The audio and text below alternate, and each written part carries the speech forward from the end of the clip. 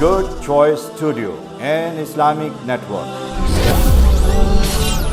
اللہ کا دیدار ہوگا، اور پھر حضور نے فرمایا جب بندہ اللہ کی بارگاہ میں پیش ہوگا تو اللہ تعالیٰ بندے سے پوچھے گا، سوال کرے گا۔ ہر بندے سے سوال ہونا ہے، اے بندے میں نے تجھے عزتوں کا تاج دیا، تجھے انسان بنایا، تجھے سرداری دی، تجھے مال دولت دیا۔ اللہ اپنی ایک ایک نعمت کا ذکر فرمائے گا، اور وہاں اللہ یہ بھی پوچھے گا الم ازوجک، اے بندے کیا میں نے تجھے جوڑا نہیں بنایا تھا؟ کیا میں نے تجھے بیوی نہیں دی تھی؟ جس بیوی کے بارے میں قیامت میں سوال ہوگا، آپ خود اندازہ لگا لیں اللہ کی کتنی بڑی نعمت ہے۔ ہم نے بیوی کی اہمیت کو نہیں سمجھا۔ میرے آقا علیہ السلام نے فرمایا تمہاری دنیا سے مجھے 3 چیزیں ہی پسند ہیں، عطر، خوشبو لگانا، اور نماز میری آنکھوں کی ٹھنڈک ہے، اور نیک بیوی، نیک عورت۔ نیک بیوی بندے کے لیے معاون اور مددگار ہوتی ہے، اس کی نیکیوں میں، اس کی عبادت میں تعاون کرتی ہے، اس کا حوصلہ بڑھاتی ہے۔ اس لیے اللہ نے بھی ارشاد فرمایا وَمِنْ آیَاتِهِ أَنْ خَلَقَ لَكُمْ، تمہارے لیے تمہارا جوڑا بنایا ہے اور تمہاری جنس سے بنایا ہے۔ اگر انسانوں سے ہمارا جوڑا نہ ہوتا، بیویاں اور عورتیں اگر جنات سے ہوتی یا فرشتوں سے ہوتی، کسی اور جنس سے ہوتی تو ہمارا میلان نہ ہوتا، ہماری رغبت نہ ہوتی، دلچسپی نہ ہوتی۔ فرمایا تمہارے لیے تمہاری جنس سے تمہارا جوڑا بنایا ہے، اور حکمت کیا ہے، اس کا فائدہ کیا ہے؟ لِتَسْكُنُوا إِلَيْهَا، تاکہ ان بیویوں سے تمہیں ذہنی، جسمانی، قلبی سکون نصیب ہو۔ بیوی بندے کے قلبی، روحانی، جسمانی سکون کا ذریعہ ہے۔ وَجَعَلَ بَيْنَكُمْ مَوَدَّةً وَرَحْمَةً، اور یہ اللہ کی قدرت ہے۔ پہلے تو دونوں کا کوئی تعارف نہیں ہوتا، کوئی پہچان نہیں ہوتی، پہلے کوئی رشتہ نہیں ہوتا، اجنبی ہوتے ہیں، لیکن نکاح کے 2 لفظوں کی برکت یہ ہے دونوں میاں بیوی کے درمیان گہری محبت پیدا ہو جاتی ہے۔ وَجَعَلَ بَيْنَكُمْ مَوَدَّةً وَرَحْمَةً، تمہارے درمیان مودت اور رحمت۔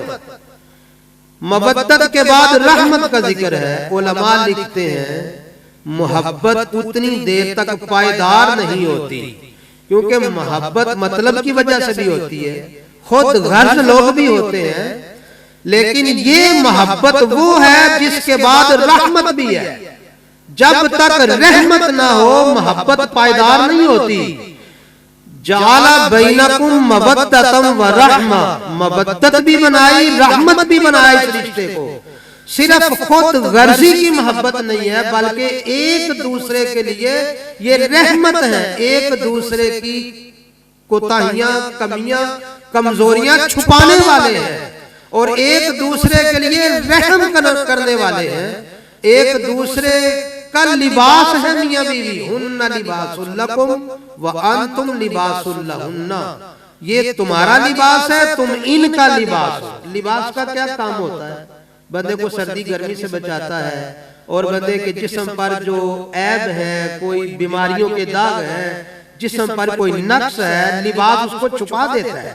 اس کی باڈی کے جو معاملات ہیں وہ نظر نہیں آتے۔ میاں بیوی ایک دوسرے کا لباس ہے، ہن لباس لکم وانتم لباس لہن۔ کاش ہمارے نوجوان طبقے کو، نئے شادی شدہ جو جوڑے ہیں، ان کو صرف اس آیت کا مفہوم سمجھ آ جائے تو ان کی زندگی سوکھی گزر سکتی ہے۔ ہن لباس لکم وانتم لباس لہن۔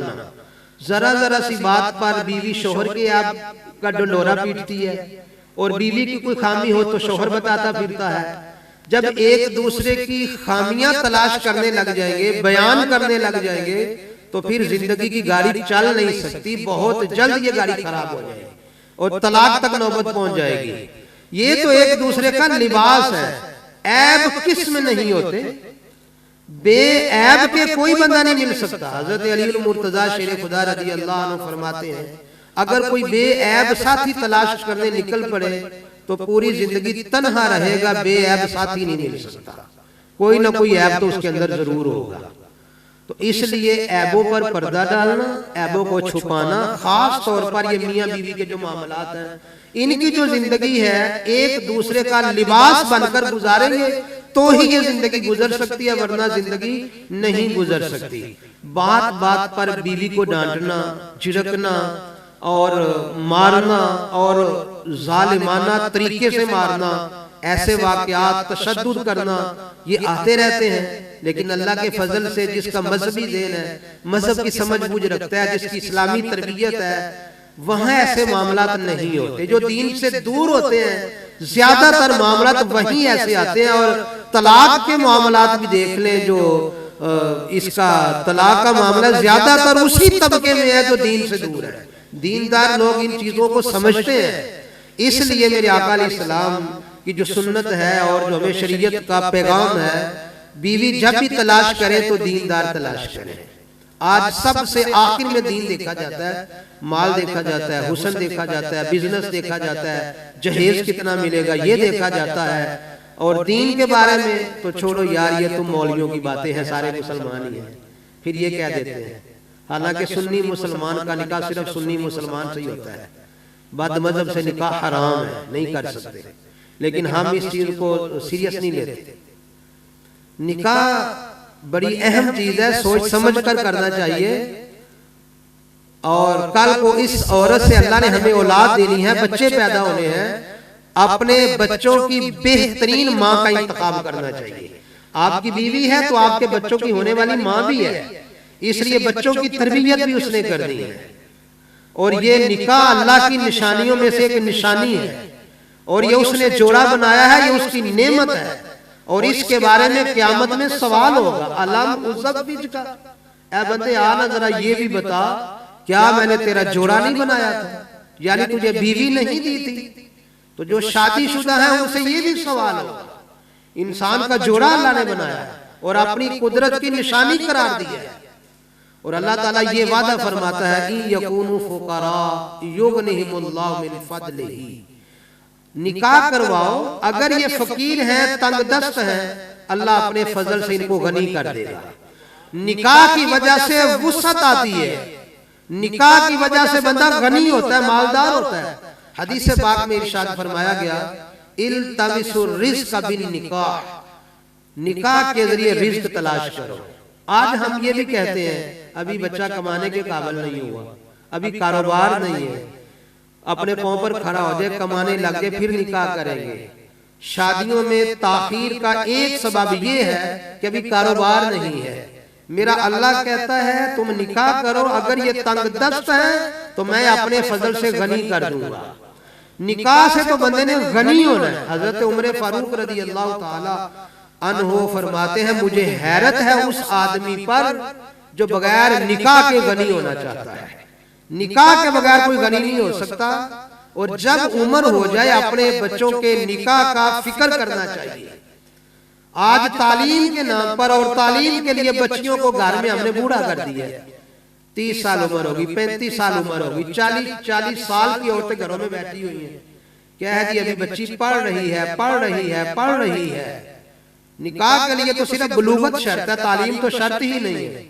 جو نکاح کے متعلق تعلیم ہے وہ ہم دیتے نہیں، اور دنیاوی تعلیم پڑھانے کے چکر میں بچیوں کو گھر میں بوڑھا کر دیتے ہیں، پھر بالوں میں چاندی آ جاتی ہے، پھر جب کوئی رشتہ دیکھنے آتا ہے تو وہ کہتا ہے لڑکی بوڑھی ہو گئی ہے، اب کوئی لیتا نہیں ہے۔ تو کیا فائدہ اس تعلیم کا جس کے حصول کے لیے گھروں میں لڑکیاں بوڑھی ہو جائیں اور پھر بعد میں رشتہ بھی نہ ملے۔ تو تعلیم کے نام پر یا کاروبار کی وجہ سے رشتے لیٹ نہیں کرنے چاہیے۔ ہماری شریعت کا یہ مزاج نہیں ہے کہ نکاح تاخیر سے کیا جائے۔ جیسے ہی لڑکی یا لڑکا بالغ ہو، مناسب رشتہ ملے، اللہ پر توکل کر کے نکاح کرے۔ حضرت صدیق اکبر رضی اللہ تعالی عنہ کا فرمان ہے تم نکاح کرو، اللہ اپنا وعدہ پورا کرے گا، اپنے فضل سے تمہیں غنی کر دے گا۔